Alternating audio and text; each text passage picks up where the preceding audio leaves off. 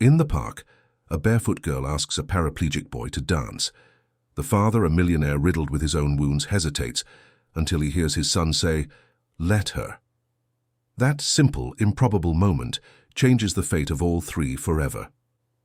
If this story caught your interest, don't forget to subscribe to our channel and tell us what city you're watching from. Let's get into it. The park was quiet that autumn afternoon, with dry leaves dancing across the cobblestone paths and the weak sun casting long shadows over the rusted benches. Edward pushed the wheelchair slowly, as if each step were a battle against himself, against the weight he'd carried in his chest since the day that changed everything. New York City continued its frantic pace around them, but here, in this small green refuge surrounded by the old brownstones of the West Village, time seemed to move in slow motion.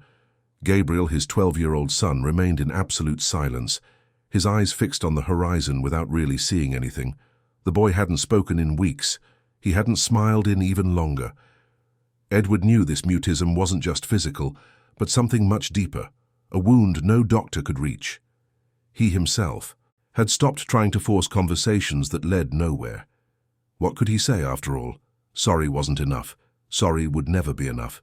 The accident had happened 6 months earlier, on a wet highway coming back from a weekend at the Jersey Shore. Edward remembered every second with a clarity that tortured him every night. The sharp curve, the treacherous asphalt, the moment he felt the car slip from his control. The rest was a hazy sequence of shattering glass, twisting metal, and screams that echoed like ghosts. Gabriel survived, but he lost the use of his legs. The doctors spoke of a spinal cord injury, of long treatments, of remote possibilities of recovery. Edward heard it all as if he were underwater, the words arriving muffled, distorted. Edward's wife, Maria, couldn't bear the weight of this new reality. 3 months after the accident, she packed her bags and left for her sister's house in Stamford, Connecticut, saying she needed time to think, to breathe, to not go crazy. Edward didn't blame her. How could he? He himself was drowning in guilt, in remorse, in the constant feeling of having destroyed his own son's life with his own hands. The home they lived in, a spacious apartment in the West Village that once overflowed with life, was now a silent mausoleum where father and son coexisted like shadows. Edward had been a successful businessman, owner of a financial consulting firm that served major corporations. He had built his reputation on solid foundations of efficiency, control, and measurable results. But the accident shattered not only Gabriel's spine, but also Edward's emotional structure. He started missing meetings, losing contracts, leaving important calls unanswered. His partners expressed concern disguised as understanding, but Edward could read between the lines. He knew he was becoming a problem, an emotional liability that threatened the business. That particular afternoon, Edward had decided to break the routine. Gabriel's psychologist had suggested, in that measured, professional voice that therapists cultivate, that the boy needed to get out of the house, breathe fresh air, remember that the world still existed beyond the 4 walls of his room and the endless physical therapy sessions. Edward had resisted for weeks, fearing the pitying glances of strangers, the unasked questions that hung in the air whenever someone saw a boy so young confined to a wheelchair. But that morning, seeing Gabriel looking out the window with an empty expression that broke his heart, he decided he had to try. The park wasn't completely deserted. A few mothers chatted while watching their children play on the makeshift playground. A group of old men played dominoes under the shade of a century-old oak tree, and there, near the abandoned gazebo, a middle-aged man played a guitar, his fingers sliding over the strings with a familiarity that only comes from years of practice. The melody was soft, melancholic, but it had something hopeful in it, as if the music knew a secret the listeners had yet to discover. Edward guided the chair to a secluded bench and sat down next to his son. He said nothing. He just sat there, listening to the music, feeling the warm, late afternoon breeze on his face. Gabriel remained motionless, but Edward noticed the boy's eyes moving slightly, following the movement of the leaves falling from the trees. It was small, but it was something. That's when she appeared.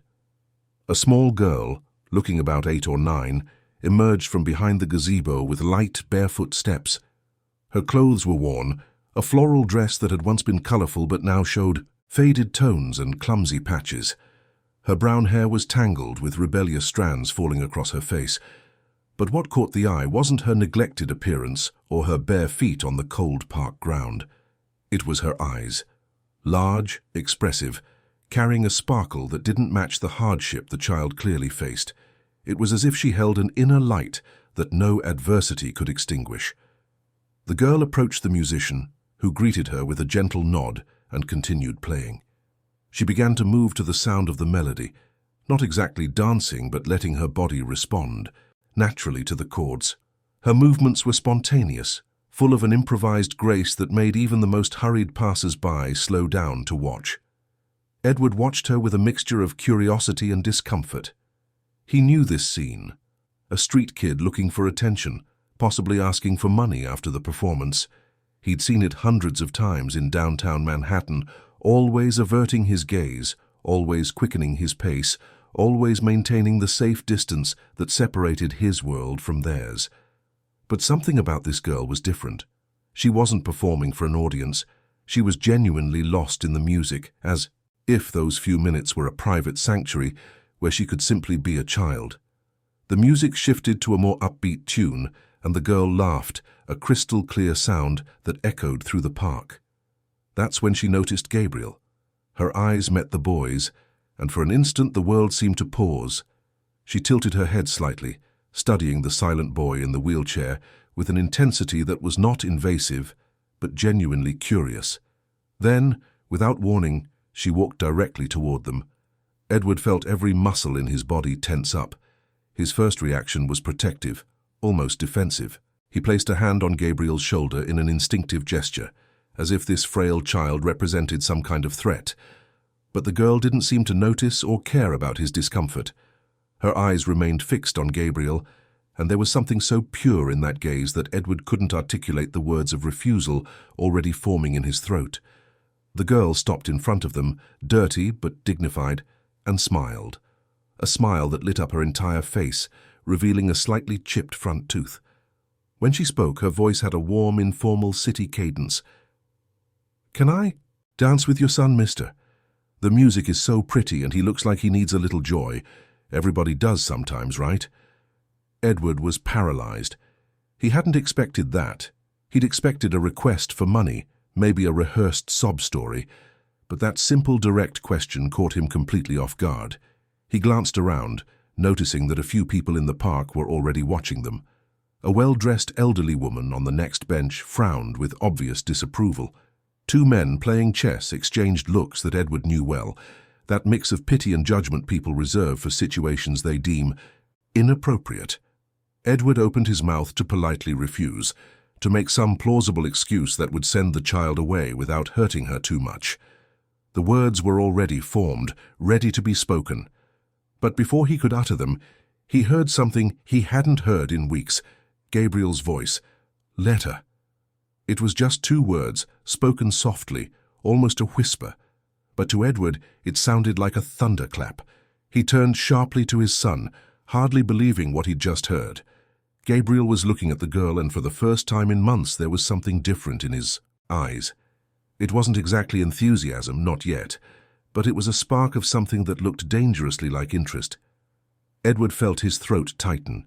He wanted to say no, wanted to protect his son from more disappointment, from more uncomfortable situations, from more pitying stares. He wanted to maintain that safe distance between their world and the rest of humanity. But at the same time, those two words whispered by his son carried immense weight. It was the first time Gabriel had expressed his own will since the accident, the first time he seemed to want something. The girl waited, patiently, not pushing, not insisting. Just standing there, her hands clasped in front of her, that gentle smile on her lips. The musician had switched to another melody, slower and more enchanting, as if he understood the importance of the moment without anyone needing to explain. Edward swallowed hard and nodded, an almost imperceptible movement of his head. The girl lit up. She approached slowly and extended her hands to Gabriel. The boy hesitated for a moment, then placed his hands in hers. They were such different hands. Gabriel's, soft and well cared for, still bore the mark of a protected life. Hers were calloused, marked, too small to carry so much history, and then she began to dance. It wasn't an elaborate or rehearsed dance. It was something simple, intuitive, as natural as breathing. She swayed from side to side, guiding Gabriel's hands to the rhythm of the music, doing little twirls, dipping and rising with a lightness that seemed to defy gravity. She hummed softly, made up words that made no sense but carried their own melody. And gradually, something extraordinary began to happen. Gabriel started to smile. It was a shy, almost hidden smile, as if he'd forgotten how to do it and was relearning. But it was there. His hands, once limp, responded to the girl's movements, keeping time. His shoulders relaxed, and for the first time in 6 long months, Edward saw his son look alive again. The tears came without warning. Edward tried to hide them, turning his face, pretending to watch something in the distance. But it was too late. The emotions he had suppressed for so long found a crack in his armor and poured out. He cried silently, watching this unknown child give back to his son something that all the doctors, all the treatments, all the guilt and all the remorse had failed to, the memory that he could still feel joy. The dance lasted maybe 3 or 4 minutes, but it felt like an eternity. When the music ended, the girl gently released Gabriel's hands and gave a small theatrical bow that drew a muffled laugh from the boy. She smiled back, satisfied, as if she had just completed the most important mission in the world. "Thank you so much for the dance," she said to Gabriel, as if he had been the one doing her a favor. "You have a nice smile. It should come out more often." Gabriel didn't answer, but his smile remained. The girl nodded at Edward, murmured a quiet "see ya," and started to walk away toward the musician. Edward, still processing what he had just witnessed, called out to her without thinking. "Wait, what's your name?" She turned, her big eyes blinking curiously. "Luna. And you?" "Edward. And this is Gabriel." "Nice to meet you, Edward and Gabriel." Luna said it with a childlike formality that contrasted with her disheveled appearance. "See you around, maybe. The park is big, but it's not that big." And, with that, she disappeared among the trees, probably going to join the musician or find another corner where she could exist without bothering anyone. Edward sat there, still trying to process what had happened.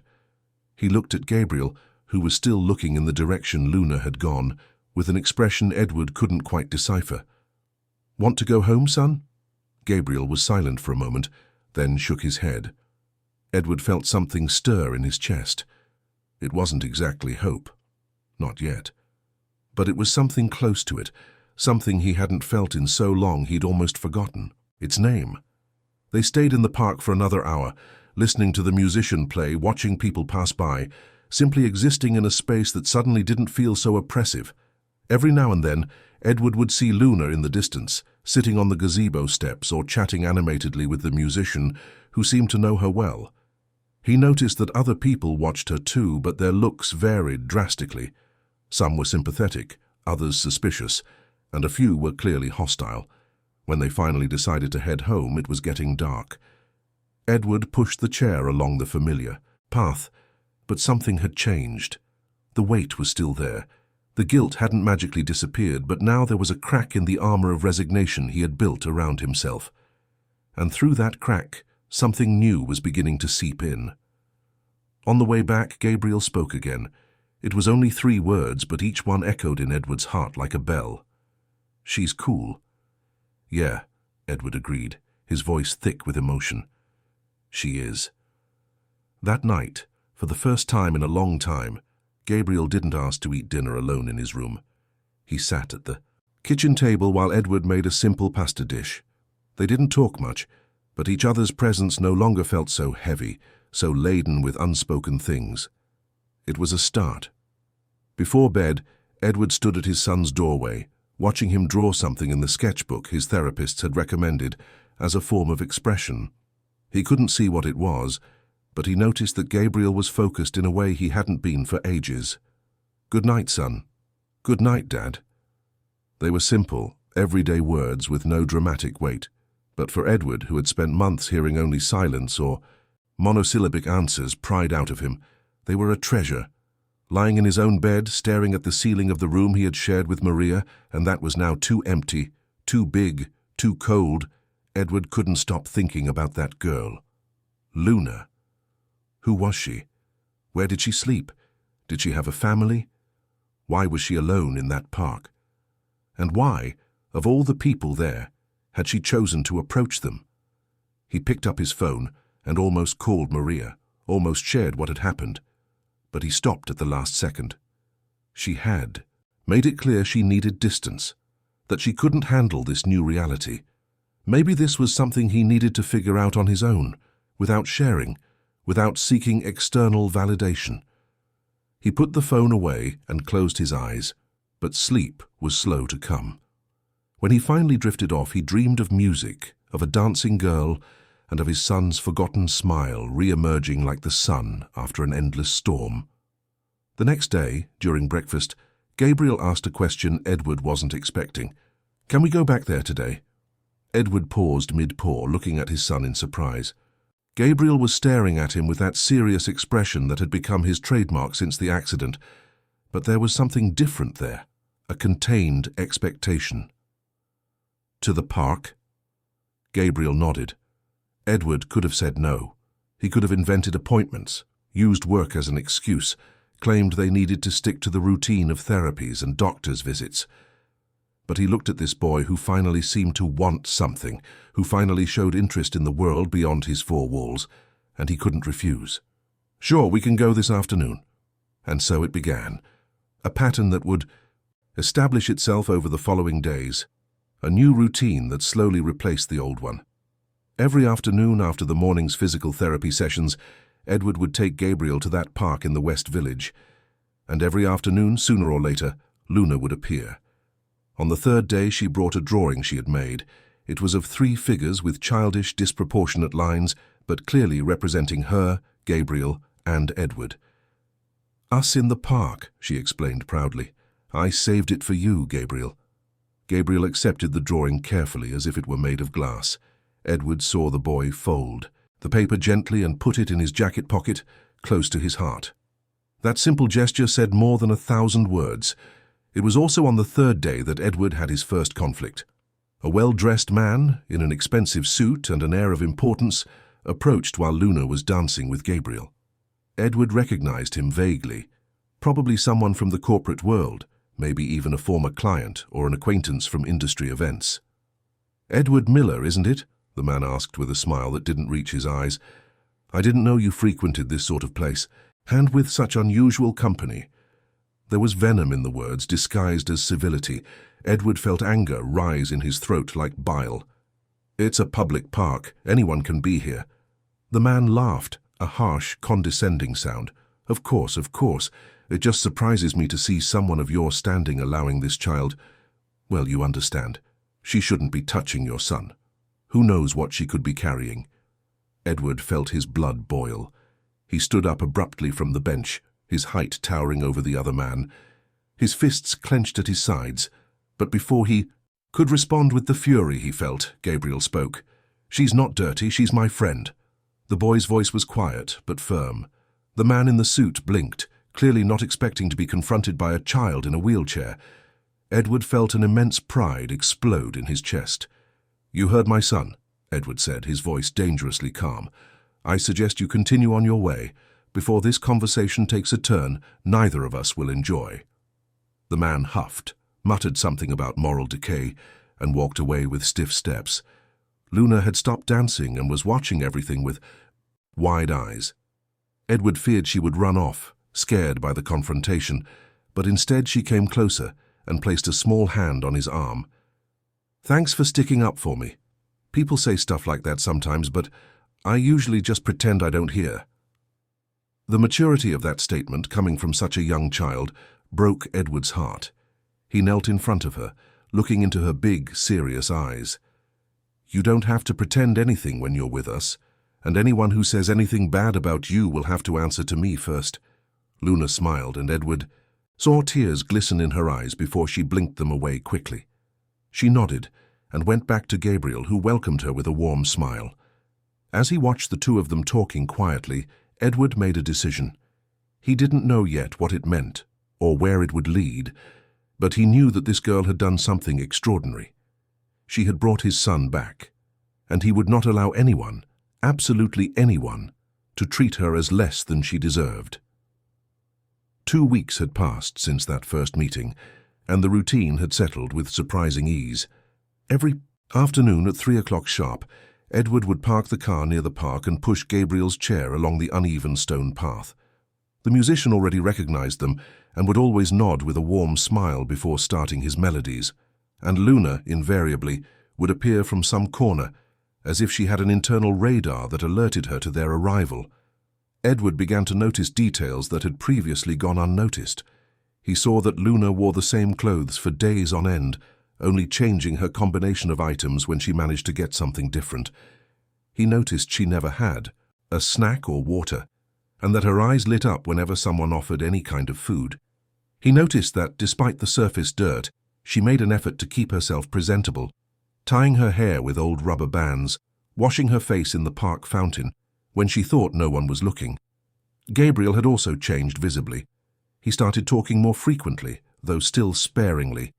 His drawings, once dark and abstract, now included colors and recognizable figures.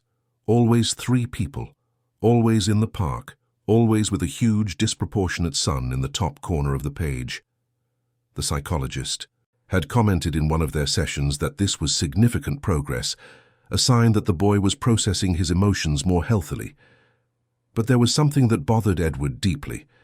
Every time it was time to leave, Luna would say goodbye with a cheerful wave and disappear in the opposite direction, always alone, never revealing where she was going. Edward tried to ask a few times gently where she lived, if she had family waiting for her. Luna would deflect with the skill of someone who had learned to protect personal information, changing the subject with a smile or pulling Gabriel into some impromptu game. It was on a rainy Thursday that everything changed. Edward and Gabriel arrived at the park earlier than usual, surprised by a sudden break in the storm that had been battering New York since dawn. The trees dripped with accumulated water, puddles reflected the cloudy sky, and the air had that characteristic smell of wet earth that always follows rain in the big city. Luna wasn't in her usual spot. The musician hadn't shown up either, likely discouraged by the unstable weather. Edward and Gabriel waited for half an hour, then an hour, but she didn't come. Gabriel started to get restless, repeatedly turning his head toward the gazebo, clearly looking for his friend. "Is she okay, Dad?" Gabriel asked, and there was genuine concern in his voice. Edward didn't know what to say. He realized with a pang of guilt that he had no way of contacting Luna, no way to know if she was all right. This child had become an important part of their lives, and he knew absolutely nothing about her real situation. "Let's look for her," Edward decided impulsively. "She can't be far." They began to search the park, systematically, Edward pushing the chair down paths he normally avoided, more secluded areas where homeless people set up temporary camps. It was Gabriel who saw her first, pointing urgently toward a distant bench, partially hidden by dense bushes. Luna was huddled on the bench, her knees drawn up to her chest, her soaked dress clinging to her small body. She was trembling visibly, her lips purplish, her wet hair stuck to her face. When she saw them approaching, she tried to stand up quickly, forcing a smile that didn't convince anyone. "Hey, sorry, I was just waiting for the rain to let up a bit before coming over."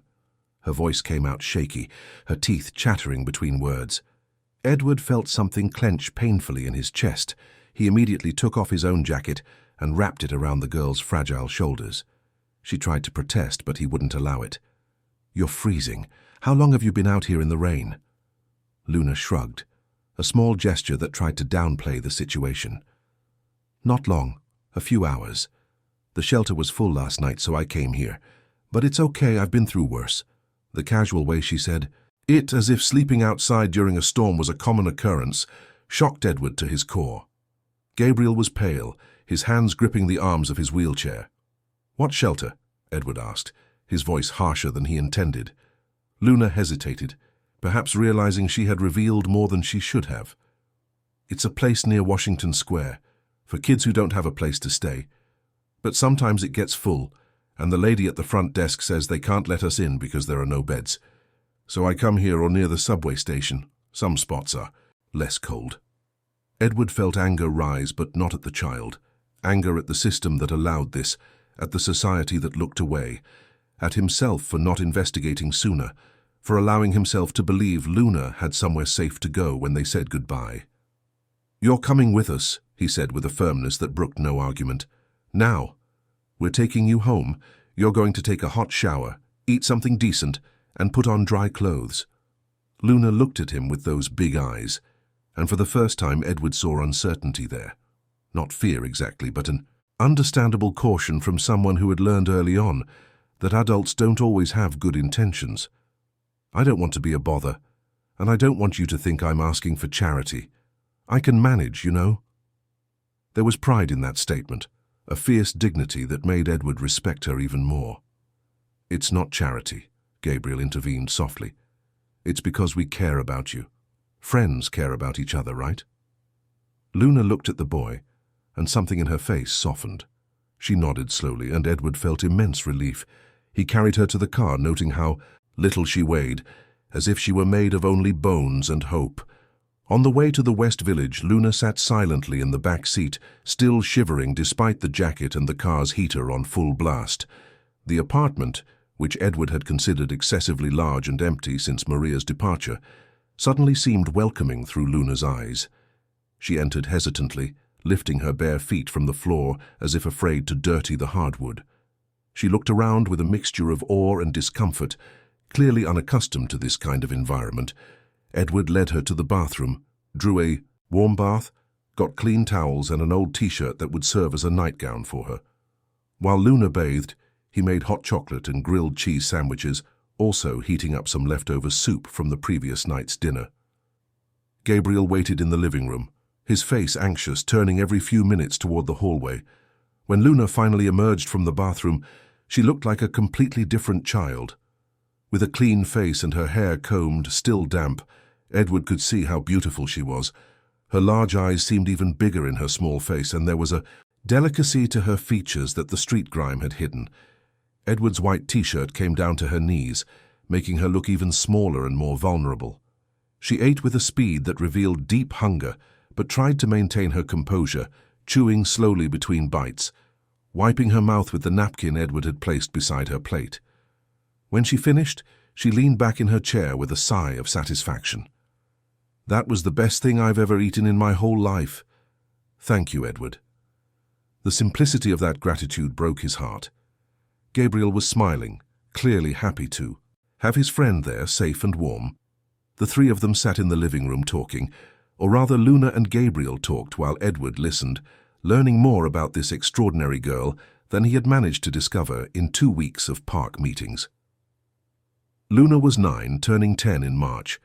Her mother had passed away when she was 6, an early departure she didn't like to detail, changing the subject whenever the topic neared that painful point. She never knew her father, only that he had left before she was even born. For a while she lived with an aunt who tolerated her more than loved her, but when the aunt got a new boyfriend, she made it clear there was no room for a child in the new family arrangement. That's how Luna ended up on the streets. She stayed at the shelter when there was a spot, but spots were always scarce. There were always more kids than available beds. She had learned to get by, to find relatively safe places to sleep, to befriend people who could offer occasional protection, like the musician in the park she called Ray. "And do you go to school?" Edward asked, though he already knew the answer. Luna shook her head. "I tried at first, but it's hard without a fixed address, and without a uniform, without supplies. The other kids would talk, laugh. I stopped going after a while, but I can read a little. The lady at the shelter taught me when I was younger." Edward and Gabriel exchanged a meaningful look. They didn't need to speak to know they were both thinking the same thing. This situation couldn't continue. They couldn't just take Luna back to the streets, to the overcrowded shelters, to the uncertainty of not knowing where she would sleep each night or if there would be food the next day. It was already dark when Luna started to yawn, trying to hide it by putting her hand over her mouth. Edward made a decision. "You're sleeping here tonight. We have a guest room that no one uses. We'll figure out the rest tomorrow." Luna started to protest, but Edward held up a hand. "It's not up for discussion. Do you really think I'm going to take you back to the street in the middle of the night after a storm like this? Gabriel would be upset with me, and I'd be upset with myself." Gabriel nodded vigorously, and Luna, seeing she was outnumbered, agreed with a shy smile. Edward prepared the guest room, changing the sheets, adding extra blankets. Luna entered it as if entering a cathedral, touching things with reverence, testing the softness of the mattress with her hand before lying down. "Edward, can I ask you a question?" she said, as he was about to leave. "Of course." "Why are you guys so nice to me? Not that I don't like it, but usually well-off people don't want anything to do with street kids. They get scared or disgusted." Edward came back and sat on the edge of the bed, choosing his words carefully. "Because you did something for us that no one else could. You brought my son back to me. You made him smile when I thought he'd never smile again. And because you're a special kid, Luna, anyone with eyes can see that." Luna smiled, a sleepy but genuine smile. Within minutes, she was fast asleep, her body finally relaxed in safety. Edward stood in the doorway watching for a long moment before quietly retreating. That night he couldn't sleep. He lay awake planning, thinking, trying to find a solution to this problem that had presented itself. He couldn't just return Luna to the streets, not after knowing the truth, but he also didn't know how to proceed. There were legal issues, bureaucracy, systems he didn't understand. He decided that the next day he would start looking for answers. Gabriel also seemed unable to sleep. He knocked on Edward's bedroom door around midnight. "Dad, can we really help her? Like, really help her, not just for today?" Edward pulled his son into a hug, something they hadn't done in a long time. "We're going to try, son. I promise we're going to try."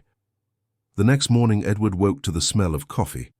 He went down to the kitchen and found Luna trying to make breakfast, struggling to reach the high cabinets, but determined to repay the kindness she had received in some way. There was burnt toast in the toaster, spilled milk on the counter, but there was also a touching effort to do something useful. "Good morning," she said cheerfully. "I tried to make coffee, but I don't think it worked out. Sorry about the mess." Edward couldn't help but smile. He helped her clean up, and together they made a decent breakfast. As they ate, he brought up the topic he had spent the night thinking about. "Luna, I need to ask you something serious. Do you have any documents, a birth certificate, anything like that?" She shook her head. "My aunt had them, I think. But when she sent me away, she didn't give me anything. Said I wouldn't need them." Edward nodded, having expected that answer. It would complicate things, but it wouldn't make them impossible. "And the shelter where you sometimes stay, what's it like?" Luna shrugged, an expression Edward was beginning to recognize as her way of downplaying bad things. "It's a place. There are about 20 beds in a big room. The food isn't great, but it's edible. Sometimes fights break out between the older kids. And sometimes things go missing, you know. I once had a teddy bear my mum gave me. It was the only thing I had of hers. Someone took it while I was sleeping." Her voice trembled at the end, and Edward saw tears glisten in her eyes before she blinked them away quickly. Gabriel reached across the table and held her hand. That weekend, Edward took them both to the mall, something Gabriel also hadn't done since the accident. It was strange pushing the wheelchair through the crowded corridors, with Luna holding onto the back handle, the three of them together like an unlikely family. Edward bought clothes for Luna, ignoring her protests, filling bags with pants, t-shirts, a warm coat, new shoes, even a pretty dress that made her eyes sparkle with pure joy. They also bought school supplies, notebooks, pencils, colored pens, a pink backpack that Luna clutched to her chest as if it were the most precious treasure in the world. Gabriel suggested they buy children's books, and Edward agreed, picking up a small collection of adapted classics. On the way back, they stopped at a pizzeria. Luna admitted, with a rare shyness, that she had never had pizza before. Edward ordered 3 different kinds just so she could try them. He watched with a lump in his throat as she took her first bite, her eyes widening with surprise and pleasure. "This is the best thing in the world," she declared solemnly, and Gabriel laughed, a sound Edward thought he had forgotten. When they dropped Luna off at the shelter on Sunday evening, Edward made arrangements to see her more often during the week. He followed her to the entrance, wanting to check the conditions of the place for himself. What he saw left him deeply disturbed. The building was old, with peeling walls and visible dampness. The hallway smelled of mold and cheap cleaning chemicals. The beds he could see through a half-open door were rusty metal frames with thin, stained mattresses. A bored employee barely glanced at Luna as she entered, just marking something on a clipboard before going back to her phone. Edward drove home with renewed determination. He couldn't let Luna continue in that place, not when he had the resources to make a difference, not when he had a son who had finally found a reason to smile again, and not when he looked at that brave girl and saw everything she could be with just one real chance. On Monday morning, even before taking Gabriel to physical therapy, Edward made calls. He consulted an attorney specializing in child and family law. He researched adoption processes, temporary guardianship, all possible legal avenues. The answers he received were not encouraging. Without documentation, without a biological family to give consent, with the child being homeless, the process would be complex, lengthy, and full of bureaucratic hurdles. But Edward was not a man to give up easily. He had built a company from scratch, navigated financial crises, and learned that almost anything was possible with determination and the right resources. If there was a legal path to bring Luna into his family, he would find it. During that week, the routine was established. Luna spent the afternoons with them, returning to the shelter only to sleep. Edward began to notice subtle changes in her. She talked more, laughed more easily, no longer flinched when someone made a sudden move. Her body, once constantly tense, began to relax.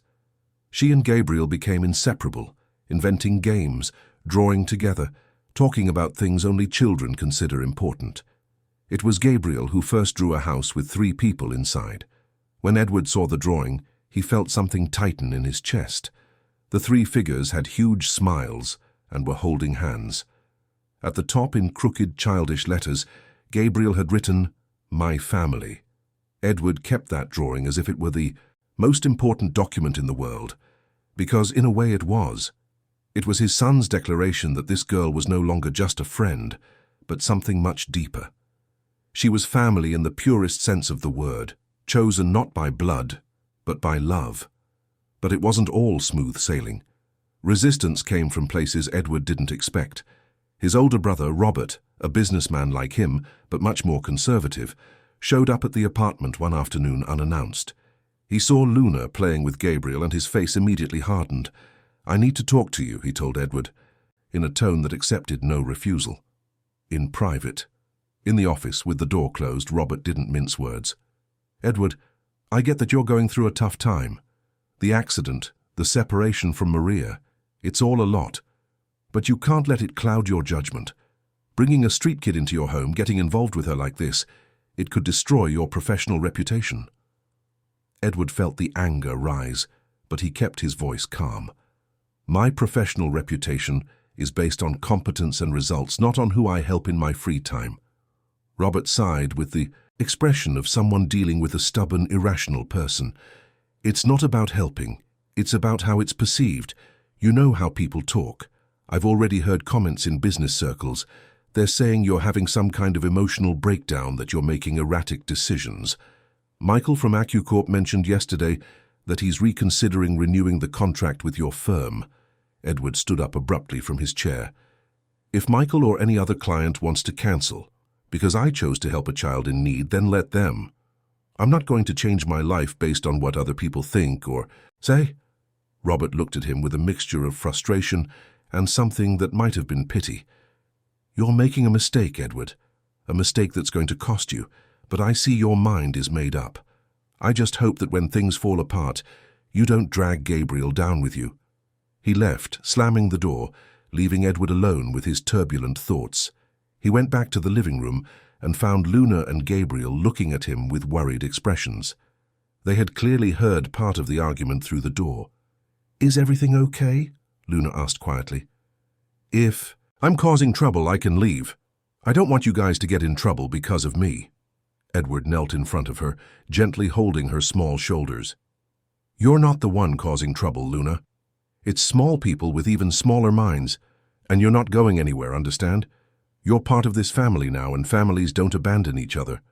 He saw tears well up in her eyes, but this time they were tears of relief and gratitude.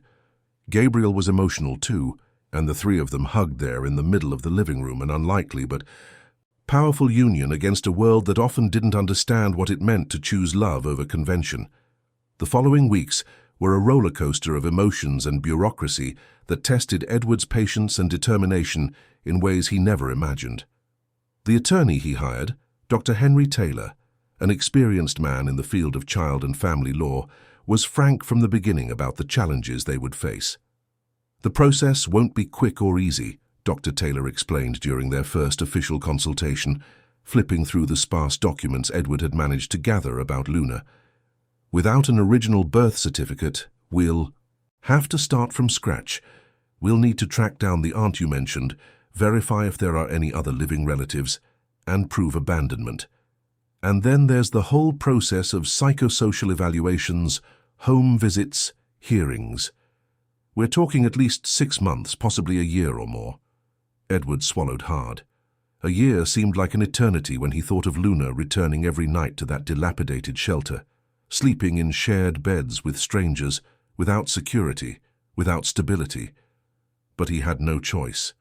He had to do things the right, legal way, so that no one could question or reverse the decision later.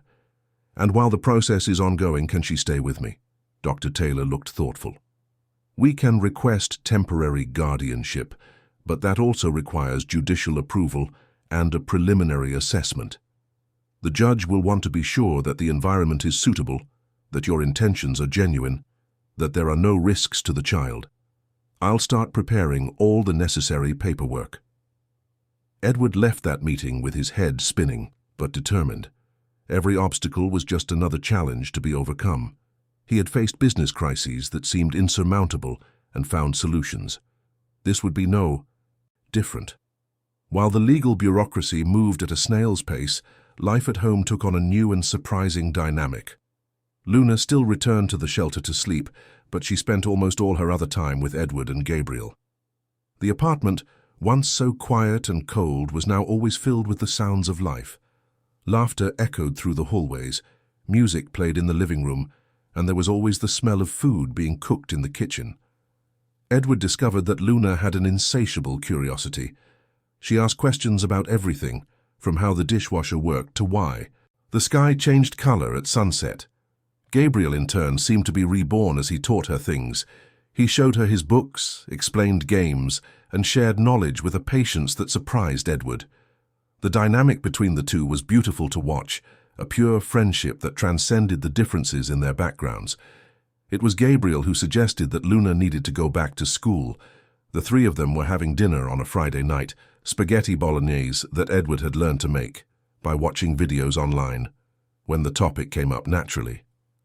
Luna, you should go back to school. It's cool to learn new things, and you're really smart. You'd do great. Luna looked down at her plate, stirring her food with her fork. I'd like to, but I don't have the documents the schools ask for, and I'm also scared the other kids will make fun of me again, saying I'm dirty, that I live on the street. Edward felt his heart ache. He reached out and gently touched her arm. No one is going to make fun of you. And as for the documents, we'll sort that out. Dr. Taylor is already working on it. But while we wait for the official paperwork, I can arrange for a private tutor. There's a teacher, Mrs. Peterson, who lives in the next building. She's retired but still gives private lessons. I'm sure she'd love to teach you. Luna's eyes lit up with cautious hope. Really? You'd do that? Of course, education is important, and you have the right to learn, to have the same opportunities as any other child. And so the lessons began. Mrs. Peterson, a white-haired lady with thick-rimmed glasses, accepted Edward's request with enthusiasm. 3 times a week, Luna spent 2 hours with her, relearning the alphabet, practicing basic math, and discovering the world through the books the teacher lovingly brought from her personal library. "She's a sponge," Mrs. Peterson commented to Edward after the 3rd week. "She absorbs everything with impressive speed. She has a rare natural intelligence.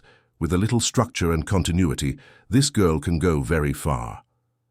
Edward held those words in his heart like a treasure. Every small victory for Luna became his victory too. Every time she read a new word, every time she solved a math problem, every time she came home excited to share something she had learned, he felt an immense pride swell in his chest. But not everything was easy. The visits from the social workers began, and each one was a test of nerves. Serious women with clipboards and neutral expressions would invade the apartment, asking detailed questions, examining every corner, observing the interactions between Edward, Gabriel, and Luna with clinical eyes that revealed nothing of what they were thinking. "Why this particular child, Mr. Miller?" one of them asked during a particularly tense visit. "Do you understand that there are formal adoption processes through regulated institutions?" Edward chose his words carefully, knowing that every sentence would be noted and analyzed. It wasn't a rational or planned choice. It was something that happened organically. Luna helped my son when he was going through a very difficult time. She brought him back to life. And in the process, we all became a family. I didn't choose her specifically. Our lives just found each other at the right time. The social worker jotted something down, her face unreadable. Then she turned to Luna, who was sitting on the couch next to Gabriel, both clearly nervous. "Luna, do you feel safe here?" Luna nodded vigorously. "Very safe? Edward and Gabriel are the best people I know. And if you could choose, where would you want to live?" "Here, with them. This is my family." The simplicity and sincerity of that answer seemed to touch something in the social worker, because Edward saw a slight softening in her expression before she regained her professional mask. Weeks turned into months. Fall gave way to winter, and New York grew colder and grayer. Edward continued to take Luna to the shelter every night, but each goodbye became harder. The girl would hug Gabriel tightly, promise to come back the next day, and wave to Edward with a brave smile. But he saw the fear in her eyes every time the shelter doors closed behind her. It was on one of those nights, after dropping Luna off, that Edward made an impulsive decision. Instead of going straight home, he parked the car on a nearby street and walked back to the shelter. He stood across the street, hidden in the shadows, just watching. He wanted to better understand what happened there when he wasn't around. What he saw made him boil with rage. Children came and went without proper supervision. The night shift employee smoked at the door, more interested in her phone than in who was passing by. There were men loitering in the area who clearly shouldn't have been there. The place was precarious, unsafe, and completely inadequate for housing vulnerable children. The next morning, Edward called Dr. Taylor urgently.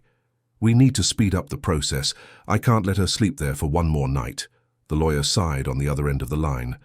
"Edward, I understand your concern, but the law doesn't work that way. We can't just skip steps, but let me see what I can do. I'll try to schedule a preliminary hearing for next week, see if we can at least get temporary guardianship." While he waited, Edward faced another unexpected challenge. Gabriel needed to go back to school. He had missed the previous school year because of the accident and endless therapies, but now the doctors agreed he was ready to resume his studies. Edward enrolled his son in a private school known for its good accessibility, but he was apprehensive about how the adjustment would go. The first few weeks were difficult. Gabriel would come home quiet, his face closed, off, clearly unhappy. Edward tried to talk, but his son would dodge the questions, change the subject, and pretend everything was fine. It was Luna who finally got the truth out of him. The two of them were drawing in the living room while Edward prepared dinner in the kitchen. From where he stood, he could hear their quiet conversation. "Gabriel, why are you so sad when you come back from school?" Luna asked with the direct frankness only children possess. There was a long silence. Then Gabriel's low voice. "The kids stare. They ask questions about the chair. Some of them even laugh when they think I'm not looking. And today some older boys made fun of you." "Of me? Why?" Gabriel hesitated. "Someone told them I have a friend who used to live on the street. They said you're dirty, that I'm going to catch a disease from you. They said other worse things too." Edward dropped the spoon he was holding and went to the living room, but stopped at the doorway when he heard Luna's response. "And what did you say to them?" "I told them they're ignorant and mean, that you're the coolest person I know, that you saved me when I thought I couldn't smile anymore, and that if they have a problem with you, then they have a problem with me too." Gabriel's voice trembled at the end, a mix of anger and emotion. Luna got up and hugged her friend, a tight embrace full of gratitude and affection. "Thanks for defending me, but don't let those mean people make you sad. You're strong, Gabriel, stronger than any of them." Edward felt tears burn his eyes. He returned silently to the kitchen, his heart heavy but also full of pride. His son was growing up, learning what it meant to have moral courage, to stand up for what's right even when it's hard, and all because of this extraordinary girl who had come into their lives. The next day, Edward went to the school. He requested a meeting with the principal and didn't mince words when he reported what was happening. The principal, a middle-aged woman named Christine, listened to him with attention and genuine concern. "This is unacceptable, Mr. Miller. We will speak with the students involved and their parents, and I will also organize a talk on empathy and inclusion for all grades. No child should have to endure this kind of situation in our school." Edward thanked her, but he knew that talks wouldn't completely change attitudes. Some people were raised with prejudices that words alone couldn't dissolve. But it was a start. The hearing finally arrived. Edward, wearing his best suit, entered the courthouse with Dr. Taylor by his side. Gabriel was with them, insisting on participating, wanting to show the judge how much Luna meant to him. Luna herself was also present, wearing the new dress Edward had bought her, her hair styled by Mrs. Peterson that morning, her trembling hands clasped in her lap. The judge was a woman in her 50s, her grey hair in a severe bun, reading glasses hanging from a chain. Her name was Judge Patricia Wallace, and her reputation in the legal world was for being fair but extremely strict. Edward felt his stomach clench as she began to flip through the file, her face unreadable. "Mr. Miller," the judge began, her voice firm, "why do you want guardianship of this child?" Edward took a deep breath. He had rehearsed this answer hundreds of times, but now all the prepared words seemed inadequate. He decided to simply speak from the heart. "Because she's part of my family. Because she brought my son back when I thought I had lost him forever. Because when I look at her, I don't see a homeless child. I see a brave, intelligent girl, full of potential, who deserves every opportunity any child should have. And because leaving her in her current conditions would be a failure not just on my part, but on all of ours as a society." The judge watched him for a long moment, then turned to Luna. "Luna, do you want to—" "Luna, do. Live with Mr. Miller and Gabriel." Luna nodded, her eyes big and serious. "Yes, ma'am, very much." "Why?"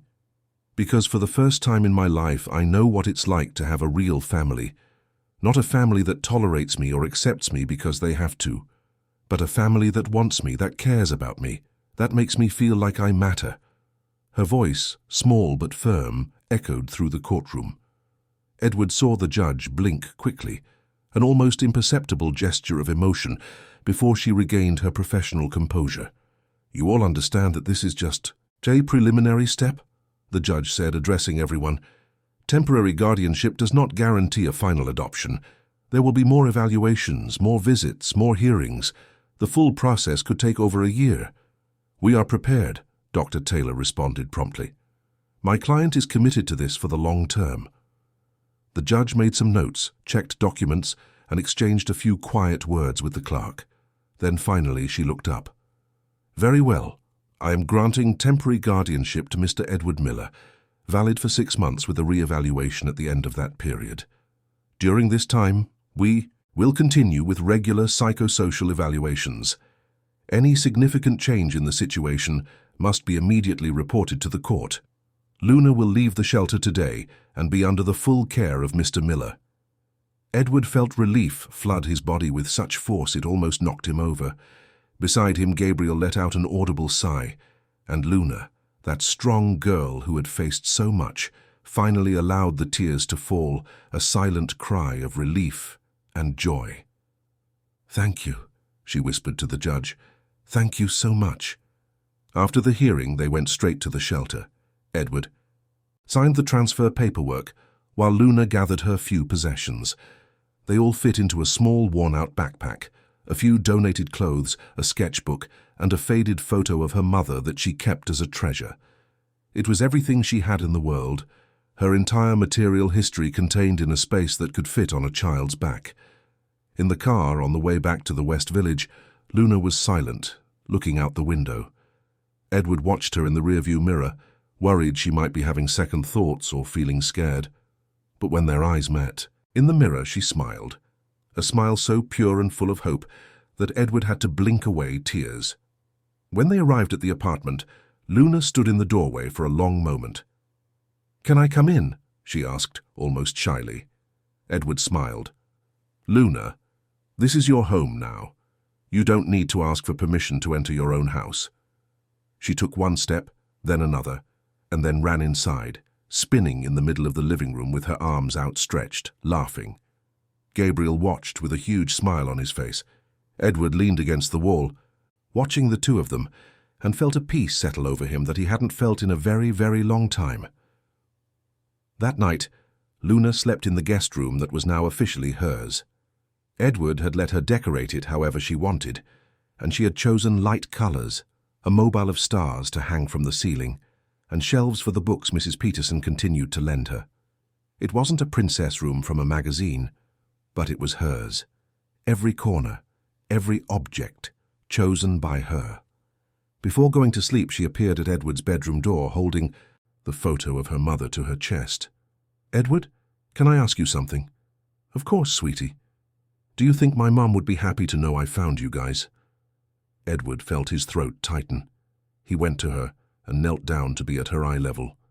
"I'm absolutely sure she would. Any mother would want her daughter to find safety, love, and a family that values her.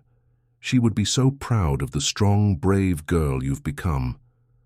Luna hugged Edward tightly, and he hugged her back, feeling the tiny weight of this body that had survived so much. When she finally let go and went to her room, Edward stood in the hallway for a long moment, just breathing, just existing in that moment of profound gratitude. Gabriel appeared in his wheelchair, coming from his own room. "Dad?" "Yes, son?" "Thanks for bringing her home, for doing this for us." Edward smiled through the tears he could no longer hold back. "No, son. Thank you for showing me what really matters. You two saved me just as much as I saved you." And there in that simple hallway of a West Village apartment, father and son shared a hug that healed old wounds and celebrated new possibilities. Outside, New York City continued its frantic pace, but inside that home, 3 wounded souls had found each other and were, finally, learning to live again. Friday arrived wrapped in a mix of anxiety and anticipation. Edward woke up early, checked for the 3rd time that the room he had prepared for Luna was perfect, and tried to contain the nervousness that made his hands tremble slightly. Gabriel had barely slept, spending the entire night organizing and reorganizing the games and books he wanted to show his future sister. They went to pick up Luna from the shelter in the early afternoon. When they arrived, they found her waiting at the gate, a small, worn-out backpack on her shoulders containing all her worldly possessions. She was wearing the same floral dress as always, but it was visibly clean, and someone had tried to braid her hair in pigtails that were already starting to come undone. Her eyes shone with a mixture of fear and hope that broke his heart. Selma, the coordinator, handed Edward some papers to sign and gave basic instructions. Then she knelt in front of Luna with an expression that tried to be encouraging, but was tinged with exhaustion. "Behave yourself, okay? Remember everything we talked about." Luna nodded seriously, as if receiving orders for an important mission. Edward noticed how she flinched slightly under that gaze, as if expecting to be reprimanded at any moment. It bothered him deeply, but he swallowed the comment rising in his throat. There would be time to deconstruct those patterns. In the car, the initial silence was broken by Gabriel, who began to excitedly talk about the room they had prepared, the games they could play, the movies they could watch.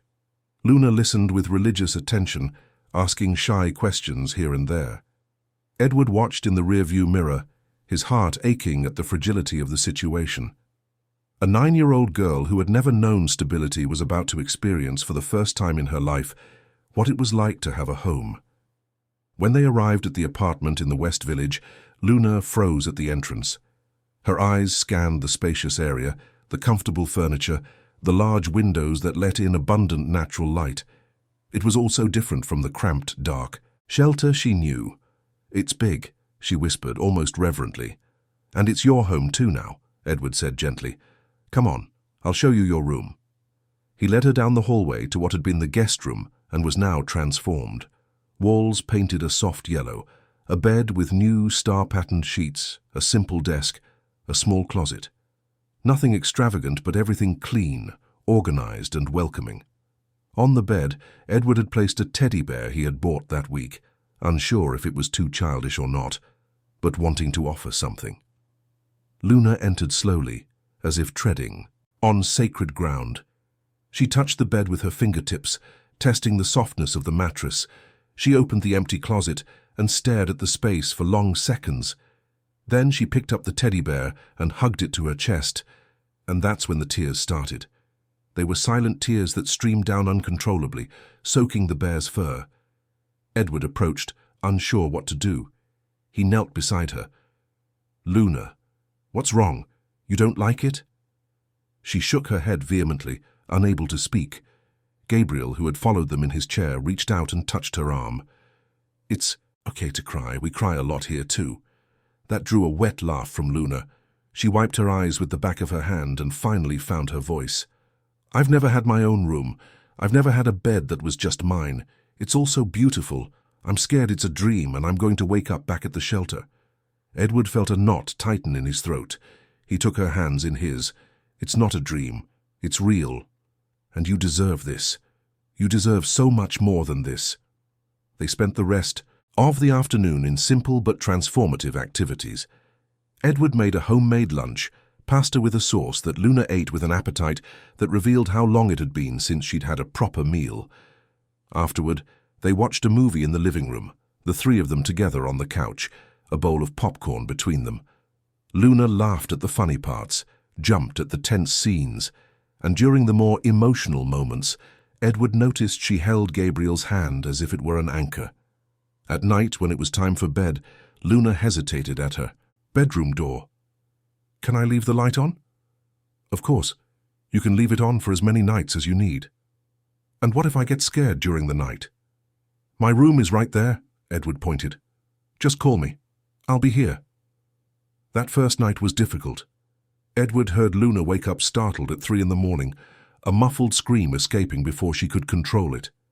He rushed to her room and found her huddled in bed, trembling, the teddy bear clutched to her chest. "It was just a nightmare. I'm here. You're safe." He sat on the edge of the bed, and Luna slowly moved closer, eventually resting her head on his shoulder. Edward stayed there, motionless, until her breathing calmed and she fell back asleep. Only then did he return to his own room, but he couldn't get back to sleep. He lay there thinking about how many nights that child had spent alone, scared, with no one to comfort her. Saturday dawned sunny. Edward prepared a big breakfast with bread, fruit, and juice. Luna ate slowly, savoring each bite as if it were a feast. During the meal, Gabriel suggested they go to the park, to the place where it all began.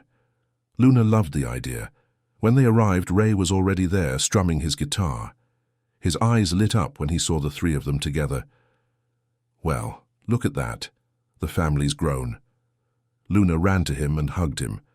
Edward realized that Ray was probably the most consistent figure she had ever had in her life, the only adult who had offered kindness without asking for anything in return.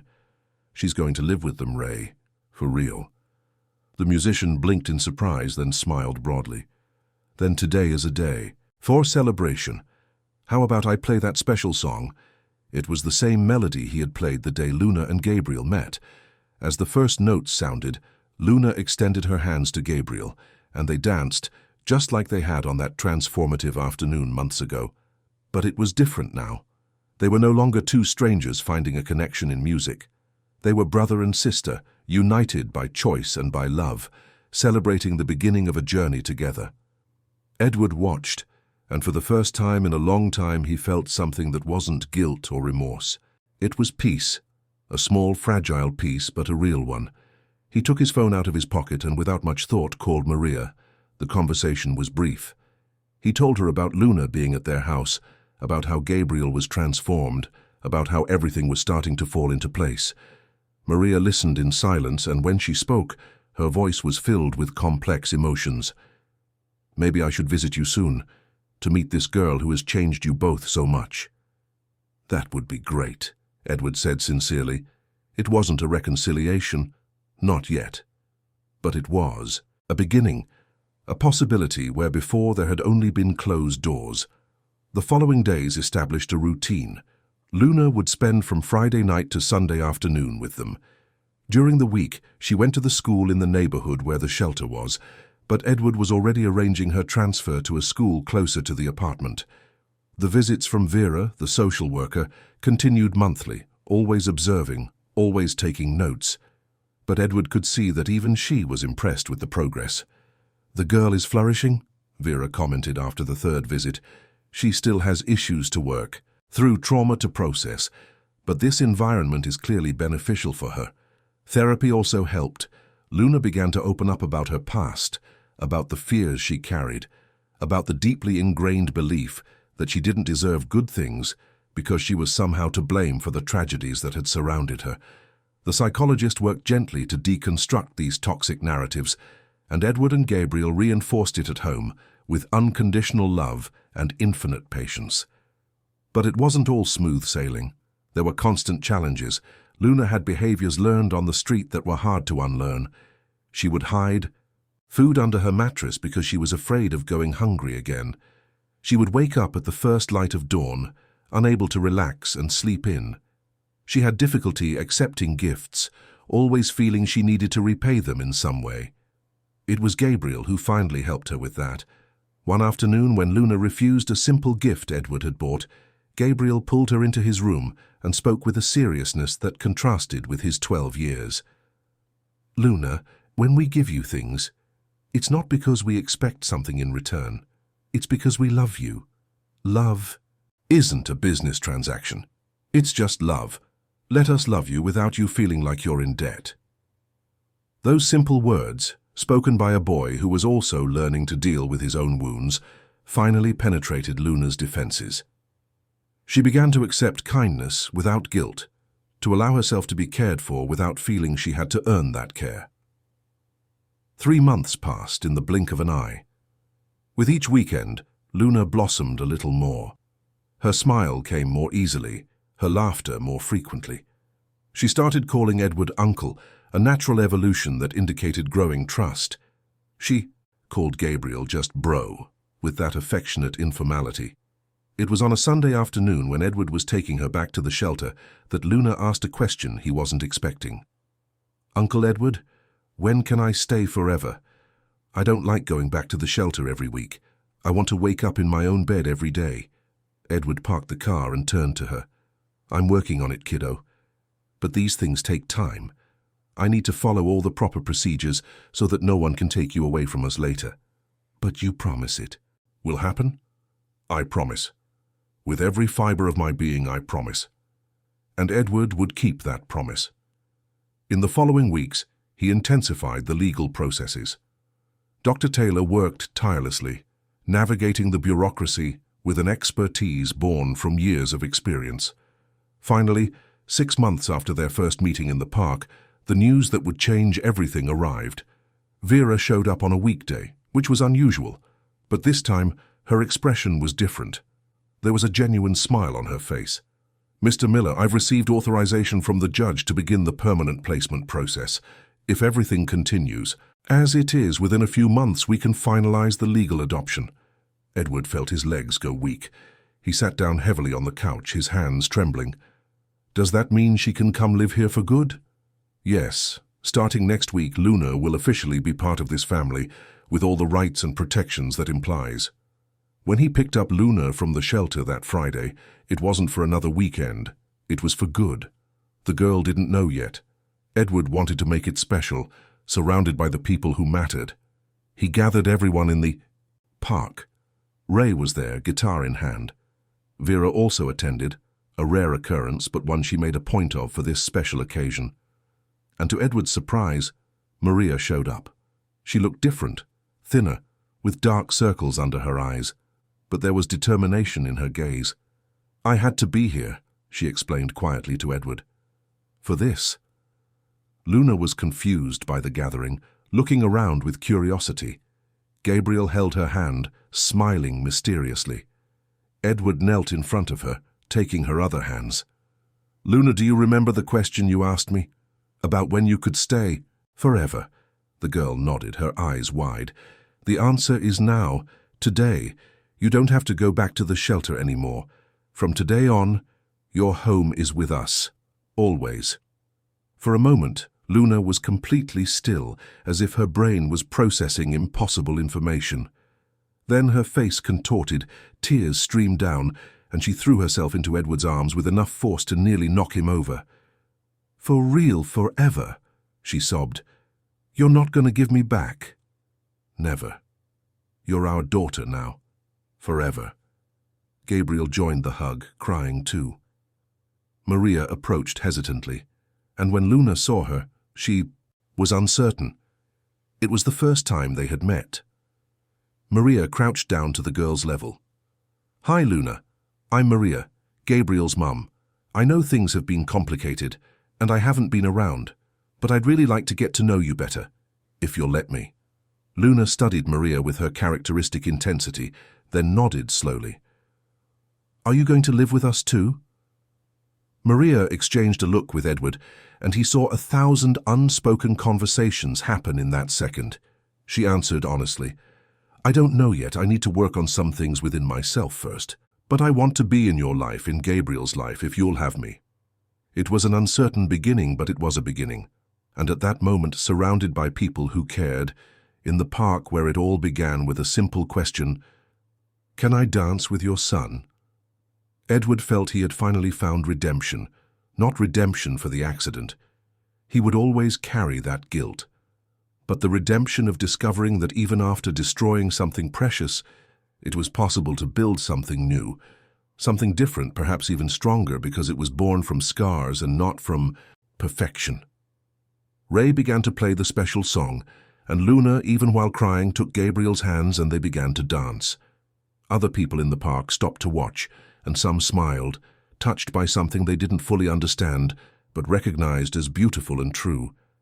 In the following months, life found its rhythm of adjustments and discoveries. Luna enrolled in the same school as Gabriel, where she initially faced prejudice and malicious whispers. But Gabriel was always there, defending her with a ferocity that impressed teachers and students alike. And gradually, as people got to know Luna, not the street kid, but the real girl with her talents, her kindness, and her infectious laugh, attitudes changed. She discovered she had a talent for drawing, inherited from some unknown place in her genetics. She filled entire notebooks with detailed illustrations, mostly of families, houses, and people hugging. Edward framed several and hung them around the apartment. The official adoption was finalized on a winter morning, in a simple but emotionally charged hearing. The judge, a middle-aged man with round glasses, asked standard questions but was clearly touched by the story. When he finally banged the gavel and declared the adoption complete and irrevocable, Luna was officially Luna Miller. She looked at Edward, then at Gabriel, and whispered reverently, "I have a real last name now." "Yes," Edward said, his voice thick with emotion, "you're a Miller, our family." Leaving the courthouse, they found Ray waiting. Luna ran to him, and the musician hugged her tightly. "I always knew you'd find your place, kiddo. I just didn't expect it to be so perfect." "Are you still going to play in the park?" she asked, worried. "Every afternoon, like always. And you're always welcome to visit." And they did visit. Every week, without fail, they returned to the park where it all began. Sometimes just to listen to music, sometimes to dance, always to remember where they came from and how far they had come. Gabriel continued his recovery, doing physical therapy religiously. He never fully regained the movement in his legs, but that ceased to be the center of his identity. He was the boy who defended his sister, who drew incredible comic books, who told terrible jokes that Luna found hilarious. The wheelchair was just a part of him, not all of him. Maria eventually moved back home, but it was a gradual process. First visits, then weekends, finally a decision to try to rebuild what had been broken. It wasn't easy. There were hurts to process, forgiveness to offer and accept, a completely new family dynamic to navigate. But they all tried, and that made all the difference. Luna surprised them with her capacity to forgive and include.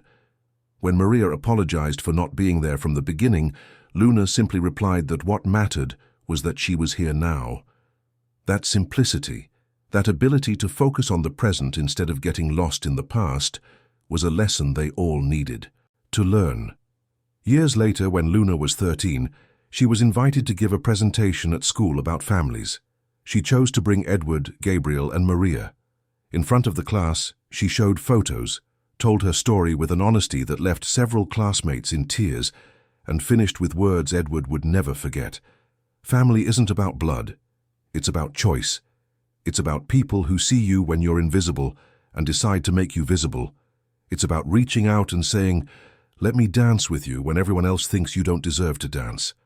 I got lucky. I found people who chose me, and every day I choose them back. The teacher had to wipe her eyes before thanking her. Edward saw several students looking at Luna with new admiration, and he knew she would continue to change lives, just as she had changed theirs. On an ordinary afternoon, years after that first meeting in the park, Edward and Luna were alone in the apartment. Gabriel was at an extra physical therapy session, Maria at a work meeting. Luna was drawing at the kitchen table while Edward prepared dinner. "Dad," she said suddenly, using for the first time the word she had avoided for so long. "Why did you choose me, for real? I want to know." Edward stopped what he was doing, dried his hands, and sat down next to her. "Because you saved my son when I couldn't. Because your smile reminded me that there was still light in the world. Because you deserved a family as much as we needed you. And because deep down, I think we were all looking for each other without knowing it." Luna absorbed those words, then smiled and went back to her drawing. It was of 4 people, in the park, with a musician playing a guitar in the background. An imperfect, patched-together family built on ruins, but a real family. And that was exactly how it was supposed to be. End of story. Dear listeners, we hope the story of Edward, Gabriel, and Luna has deeply touched your heart. If you were moved by this journey of rebuilding, of love born from the simplest choices and the bravest gestures, please leave a like, subscribe to the channel, and tell us in the comments what stood out to you most in this story. Was it Gabriel's first smile? The moment Luna got a last name? Edward's transformation as a father? We want to know what resonated with your soul. Every day, we bring intense stories like this one, revealing the deepest and truest side of the human heart. Stories about second chances, about families formed not by blood but by love, about the courage to reach out a hand when the world tells you to turn your back. We'll see you in the next episode, where another emotional story awaits to touch your heart. Until then, and remember, sometimes all it takes is asking, "Can I dance with you?" to change an entire life.